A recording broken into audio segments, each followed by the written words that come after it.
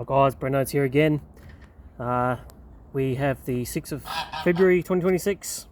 Again, today we're covering just the second part of the amenity pruning AHCPGD309.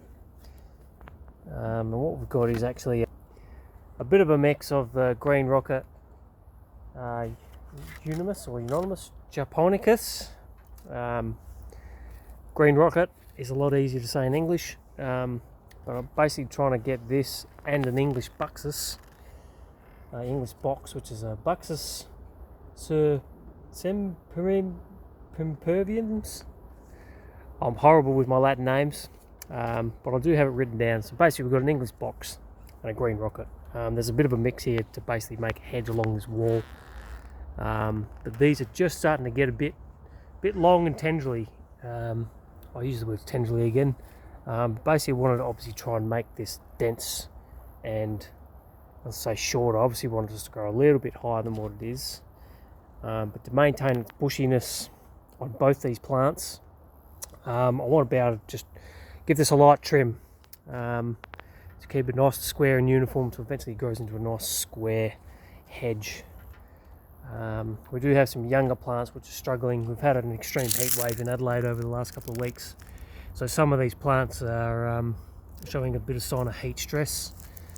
Obviously the more mature plants have sort of coped a bit better with it, especially the English box. I thought this would actually die off a bit more, but these are actually, they're irrigated quite well.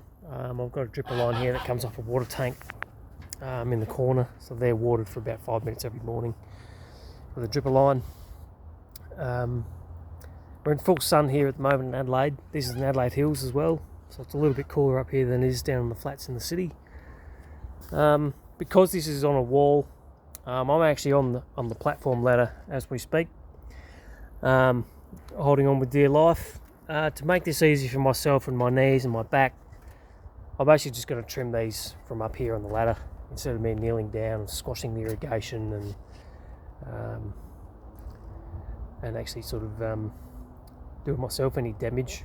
What I'll do is actually just move the platform ladder along the wall and do it standing up. A lot easier to do.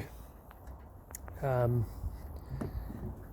what I'll do is I'll get down from off the ladder. I'll show you from the so what I want to try and do with that hedge, some of these are varying in sizes,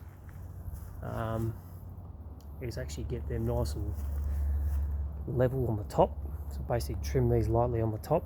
They don't need so much on the sides, but I will give a little bit to sort of create to promote new growth of it bushing out.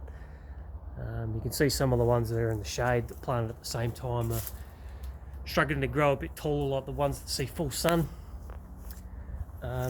But this is actually growing quite well. I've got some younger ones down here. Again, you can see one that's there that's a bit younger than the one next door to it. That's struggling with the heat. And obviously the mature plants, they obviously cope with the heat better. I'm repeating myself here, but just reviewing what I see. One that's in full shade there is, geez, just about gone, that one. The same triple line behind those seaside daisies, which I'll probably prune back now, they're quite dead as well, past their prime. But the hedge extends around the corner. So we'll probably go ahead and maybe give them a light trim too, because that one's getting long. These ones aren't too bad, but I'll try and trim them up again to be more square. Obviously the risk is me, I've got to have the ladder level, and me falling off the wall if I was to be kneeling on the other side. So I do think it's just a bit better for me to be on the ladder to do this. So we'll go ahead and climb the ladder.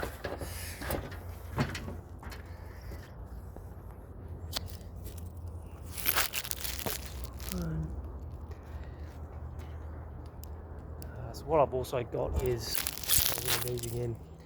I've got some cutters, some pruners, shearers. These are good for doing hedges. Also automatic machines and hedges, good for mature plants, because these are a bit smaller. It'll be a lot easier to manage with these. What these tend to do also is, instead of actually like hedging automatic shears. They don't tend to sort of rip the leaf. You can actually get to these stalky bits and actually chop them without cutting the leaf, because then the leaf goes all crispy and brown. You end up with a lot of brown crispiness on it.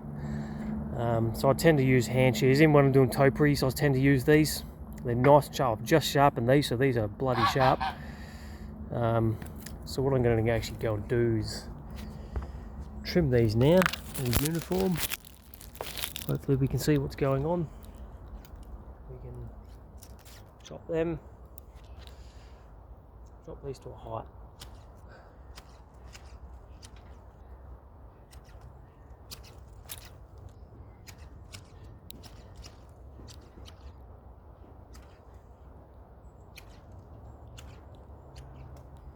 Only a real light trim, nothing too drastic, because it's still hot here.